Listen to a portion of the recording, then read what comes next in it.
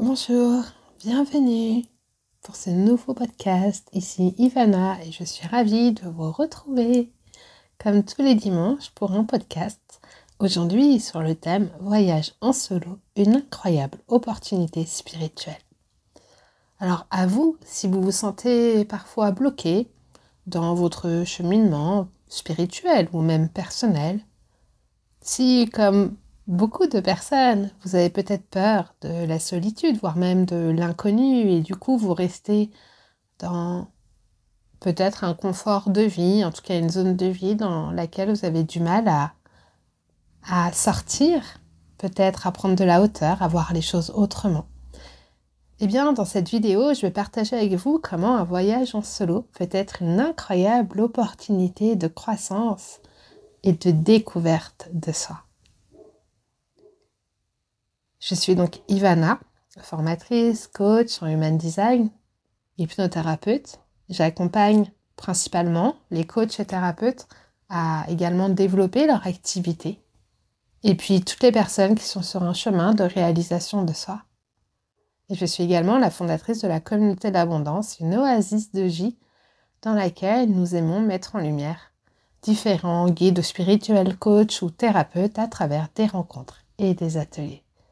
Et aujourd'hui, alors que je reviens tout juste de Malte, je vous propose de me rejoindre pour découvrir des histoires inspirantes et des révélations spirituelles qui pourraient bien transformer votre vie. Alors, comme je vous le disais, je reviens tout juste de Malte et ça a été mon premier voyage solo en dehors de France. J'ai déjà beaucoup baroudé en France en solo, mais c'est la première fois que je partais à l'étranger dans un pays complètement inconnu pour moi en solo. Alors évidemment, j'avais des appréhensions. J'avais pas mal de peurs quand même qui étaient là et c'est bien normal. Mais bon, on n'est pas obligé de s'arrêter aux peurs, on peut aller plus loin. Et donc, c'est la première fois que je partais, que je me livrais comme ça devant cet inconnu qui s'est présenté à moi. Et ce voyage a été vraiment extraordinaire. Non seulement parce que Malte est un pays incroyable de par sa richesse, par son histoire, mais aussi par sa beauté. C'est vraiment beau. Et par la gentillesse de ses habitants. Et puis aussi, vu le temps que nous avons actuellement en France, passer une semaine avec 36 degrés à l'ombre, bon, c'est chaud, mais ça fait du bien. Et ce voyage s'est vraiment révélé être une opportunité incroyable de croissance spirituelle et personnelle. Et oui, à Malte, j'ai rencontré des personnes formidables de différentes nationalités. Malte, c'est vraiment un pays où il y a beaucoup de tourisme. Des Français, des Suisses, des Belges, des Italiens, des Suédois, bien sûr des Maltais. Je partageais mon logement avec une Maltaise et un Suédois. Et chaque rencontre a véritablement enrichi mon chemin d'une manière que je n'aurais vraiment pas pu prévoir. En fait, je ne pouvais rien prévoir avant de partir. Je ne savais pas ce qui m'attendait. C'était peut-être ça aussi la peur. La peur de ne pas savoir qu'est-ce que j'allais vivre. Mais bon, est-ce que même en restant chez soi, on sait ce qu'on va vivre? Pas sûr. Voilà. Puis il y a aussi beaucoup de personnes qui partent, mais qui vont dans des stages, qui font des voyages spirituels. Là, pas du tout. C'est un voyage en solo. Alors oui, la solitude, elle peut clairement faire peur et puis elle peut souvent être mal perçue. On a tous une appréhension de la solitude. Pas plus tard qu'hier, un ami m'a dit « Mais partir seul en voyage, c'est triste ?» Et non, ce n'est pas triste. La solitude, c'est une véritable amie qu'il convient d'apprivoiser. Parce qu'elle nous confronte à nous-mêmes, à nos pensées, puis à nos émotions aussi, sans distraction. Alors bien sûr, on a tous plus ou moins peur de se retrouver seuls, parce que la solitude, elle nous amène à faire face à des parties de nous-mêmes que souvent nous préférons ignorer. Mais c'est vraiment dans ces moments de solitude que nous avons l'opportunité de véritablement nous connaître. Puis aussi de comprendre nos besoins profonds, de découvrir nos vérités intérieures, d'oser être pleinement soi, instinct, après l'instant, ça permet donc de développer aussi la confiance en soi. Et vous voyez, le premier jour, je suis arrivée tard à l'aéroport de Malte. J'étais fatiguée après tout ce voyage, il faisait nuit, et puis voilà que je trouvais pas mon taxi. Et alors j'étais fatiguée et ça faisait peut-être 10 ans que j'avais pas parlé anglais. Et mon anglais, il avait vraiment du mal à sortir, hein. Mes neurones, ils avaient du mal à se connecter à l'anglais. Et je me sentais perdue. Alors j'ai fini par trouver mon taxi et il m'a conduit à l'hôtel et j'avais pas d'autre choix que de me débrouiller vraiment et de trouver le moyen de trouver mon taxi et de parler anglais, même si mes neurones avaient du mal. Et là, en pleine nuit, dans un pays inconnu, je savais vraiment plus où j'étais. Un lieu inconnu, une culture inconnue, en pleine nuit, c'est vraiment un grand moment de vulnérabilité et de solitude aussi. Et dans ce moment-là, vraiment, j'ai vraiment ressenti une connexion extrêmement profonde avec l'univers. Je savais plus où j'étais. Je savais que j'étais quelque part sur la Terre. Comme si j'étais peut-être un peu partout sur la Terre finalement. Comme si j'étais complètement unie avec tout l'univers. C'était un moment de vulnérabilité intense et tellement beau, tellement fort, tellement puissant. C'était waouh. Il y a eu aussi une autre expérience qui m'a marquée. Ça a été la visite du Blue Lagoon. Alors déjà, c'est vraiment super beau, le pur décor de carte postale. Et j'ai eu la chance de le visiter en hors-bord. Et alors, c'était vraiment marrant. Et donc, j'étais qu'avec des inconnus. Et vraiment, on a partagé un moment d'exaltation pure en glissant sur l'eau à toute vitesse. On riait, on applaudissait, on criait, on, ouais, on exultait de joie ensemble et c'était vraiment beau. Et là, ces moments vraiment de plaisir partagé avec des étrangers et des gens que je ne connaissais absolument pas m'ont vraiment rappelé l'importance de la connexion humaine, même si elle est brève. Mais comme quoi, en tant qu'être humain, on partage tous une même vérité, celle de la quête de l'émotion, de la quête de ressentir cette vie, la puissance de cette vie. Et c'est très, très enrichissant. Et cette solitude, elle m'a aussi permis de vivre des moments uniques. Un soir, je suis allée au restaurant, et donc seule. Et c'était un restaurant avec un dîner typique maltais. Et ensuite, il y avait un spectacle folklorique et puis un bal. Et le propriétaire est venu chercher mon bras.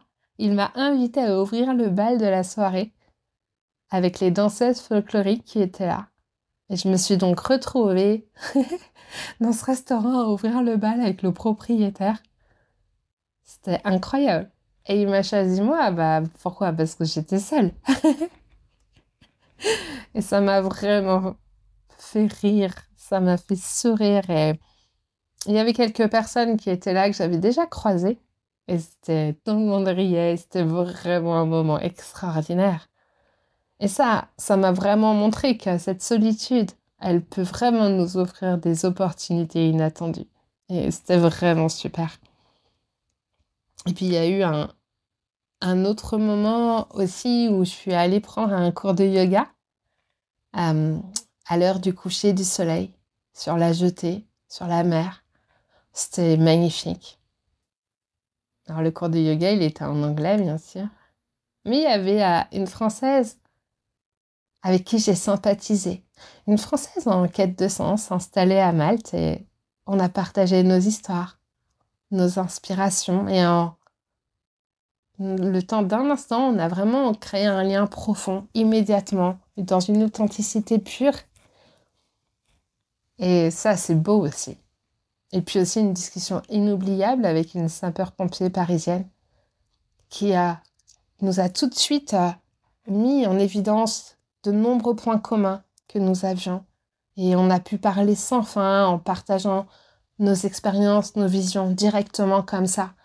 C'est-à-dire que quand on est seul, on peut vraiment rencontrer l'autre dans son authenticité. Parce qu'il n'y a pas l'effet du groupe, en fait. Et du coup, on est là, dans la vérité. On est des Françaises à l'étranger et pouah, quoi. C'est juste beau. Vraiment, c'est magnifique et c'est extrêmement enrichissant. Cette connexion humaine comme ça. Et puis aussi, j'ai vécu un magnifique, splendide coucher de soleil avec Golden Bay. Alors déjà, c'est tellement beau parce que le sable de la plage, il est de la couleur dorée. C'est magnifique. Et là, c'était vraiment assis sur les rochers, en train de regarder le soleil se coucher. C'était un magnifique moment de calme, de beauté naturelle, de méditation profonde, de connexion à la nature et au soleil et à tout ça. Et vraiment, ça m'a permis de me reconnecter encore plus fort à l'intérieur de moi, en contemplant ce magnifique spectacle. Ça permet vraiment de ressentir une connexion intense avec l'univers. Et c'est tellement beau. J'ai même pas de mots pour décrire ça. Et ça, j'ai pu le vivre aussi parce que j'étais seule en fait et que seule, assise sur le rocher avec cette plage au sable doré, le soleil qui se couche. Mais comment vous dire? Waouh! C'est juste waouh! Et puis à Malte, il y a aussi beaucoup de lieux d'histoire entre les chevaliers de l'ordre de Malte, mais aussi toute l'histoire néolithique et l'histoire de Saint Paul. Saint Paul qui a échoué sur l'île de Malte et c'est grâce à lui ou à cause, j'en sais rien, enfin bref, que c'est par ça que les Maltais sont devenus catholiques en fait. Et donc il y a beaucoup de lieux historiques et spirituels et ça c'est très fort, comme de visiter le temple néolithique le plus ancien du monde. Vous vous rendez compte, on est tout petit sur l'échelle du temps quand on visite ça. Et ça permet vraiment de ressentir une connexion à travers ces pierres, une connexion avec les ancêtres et l'énergie ancestrale du lieu. Non seulement on se sent tout petit, mais comme on est seul, on peut vraiment connecter avec ce qui est là, quoi. Et c'est waouh! Et puis sur l'île de Saint-Paul aussi, où donc l'apôtre a échoué. Quand on voit cette île et qu'on connaît l'histoire de Saint-Paul, ben c'est beau aussi, ça appelle à la résilience, à la foi. Et puis toutes ces villes aussi absolument remarquables, qui étaient les villes des chevaliers de l'ordre de Malte, qui sont vraiment, vraiment très belles, nous invitent à méditer sur les notions de protection, de dévouement, de service. Et donc toutes ces expériences, tout ce voyage extrêmement intense, ça a duré une semaine, mais c'est comme si j'étais partie 3 ans, tellement que c'était riche. Et le fait d'être seule, il y avait vraiment cette richesse, cette contemplation, cette méditation profonde en fait, qui permet de se reconnecter profondément à l'intérieur de soi. Parce que vous voyez, la spiritualité, elle n'est pas que dans les livres ou que dans les conférences, elle est dans la vie, dans chaque instant. Et à visiter des lieux qui ont véritablement une âme, une histoire, rencontrer des êtres qui sont en quête de sens aussi, comme ça, le temps d'un moment, le temps d'un instant, c'est tellement beau. Et ça permet tellement de se révéler à soi-même, ouais, de grandir aussi sûrement. Et moi qui suis sur ce chemin spirituel, qui suis formatrice en human design, hypnothérapeute, bah, franchement, je peux juste vous dire, osez voyager seul, osez vous aventurer. Oui, la vie est abondance. Oui, la vie est magnifique. D'autant plus quand on arrête de s'enfermer dans notre confort quotidien, quand on s'ouvre à l'inconnu, quand on laisse la vie nous guider, nous porter, quand on écoute son intuition, qu'on se reconnecte à ses guides à l'intérieur de son corps, ce que nous enseigne le Human Design. Alors la vie, elle devient magnifique, elle devient une aventure et c'est là où on vit véritablement. Et ça vaut tous les stages du monde, ça vaut tout ce que vous voulez, juste être soi. Ouais, c'est assez incroyable. Alors, si vous vous sentez bloqué dans votre cheminement spirituel ou personnel, peu importe, que peut-être vous êtes à un moment de votre vie où vous avez du mal à reconnecter avec un sens véritable, parce que ça nous arrive tous. Un moment où on a fait le tour et on ne sait plus trop, on a du mal à reconnecter au sens profond de ce qui nous anime. Alors vraiment, partir seul en voyage peut franchement vous aider à découvrir des aspects profonds de vous-même, à reconnecter à qui vous êtes vraiment, à vos besoins instant après instant, à cette confiance aussi. Et de toute façon, on n'est jamais seul, on est toujours accompagné par des magnifiques êtres de lumière et puis par nos guides à l'intérieur de notre corps. Alors ça vaut vraiment le coup d'apprendre à surmonter la peur de la solitude et s'ouvrir à l'inconnu, aux inconnus, vivre ces rencontres imprévues pour vraiment nous enrichir et retrouver du sens et se reconnecter véritablement à qui nous sommes en essence et en vérité. Et il y a plein de pays absolument remarquables et plein d'histoires. L'humanité a une histoire extrêmement riche. Il y a tellement de choses qui sont porteuses de sens. Puis aujourd'hui, voyager, c'est facile. C'est facile. C'est-à-dire, il y a pas mal de billets d'avion pas chers. On peut trouver facilement des logements. Enfin, ça n'a rien à voir avec il y a quelques années, quoi. Ça vaut vraiment le coup. Donc, je vous encourage vraiment à sortir des sentiers battus, à oser exprimer véritablement l'émanation de qui vous êtes et à oser pleinement vous faire confiance et à vivre et à partager ça avec les autres. Parce que je pense que c'est comme ça que l'humanité, elle va pouvoir retrouver vraiment ses lettres de noblesse et il est temps. Parce que j'ai aussi été... on connaît tous le réchauffement climatique, ceci et cela, on en entend parler tout le temps. Il n'y a pas de souci avec ça, on est tous informés. Mais par contre, quand on quitte la France, où il fait 14 degrés, au mois de juin, où il pleut quasiment tout le temps, où il y a des inondations, où on rencontre des Belges, tout ça, qui vous parlent aussi de ce qui se passe dans leur pays, les inondations et tout, et que vous allez à Malte, qui n'est pas si loin que ça quand même. C'est juste au sud de l'Italie, c'est pas non plus à l'autre bout du monde. Et où il fait 36 degrés à l'ombre, où là, par contre, ils vous disent qu'ils sont véritablement... qui vivent un vrai problème d'eau, puisque il pleut pas du tout, en fait. Depuis là, cette dernière année, il manque cruellement d'eau, tout est sec. Et bien, vous voyez quand même qu'il y a un problème, quoi. Vous dites, mais attendez, il est où le milieu, là, entre les deux, en fait? Il n'y a pas de milieu. Et là, vous vous dites, ah ouais, quand même. Et ça remet les pendules à l'heure, parce que vous le vivez. C'est plus des trucs qu'on vous raconte à la télé, ou je sais pas quoi. Vous vivez ce décalage, en fait. Et là, vous dites, ah ouais, il y a quand même un truc, quoi.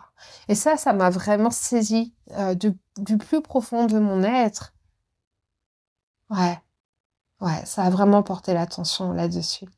Et puis aussi rencontrer d'autres cultures, des gens qui vivent différemment. Alors ça reste l'Europe, c'est pas comme si j'étais partie en Thaïlande ou ailleurs, mais c'est tellement riche. Parce qu'on est tous des êtres humains, mais tous avec une histoire, avec quelque chose qui nous différencie, une unicité. Et le Human Design, d'ailleurs, c'est la science de la différenciation. Et ça, c'est magnifique parce que rencontrer l'autre, c'est se rencontrer soi. Donc voilà. Donc, je vous souhaite plein de belles choses. Et si vous avez l'occasion de voyager, allez-y. N'ayez pas peur de voyager seul, de sortir des sentiers battus, d'oser exprimer pleinement qui vous êtes. Et à très bientôt. Ciao, ciao.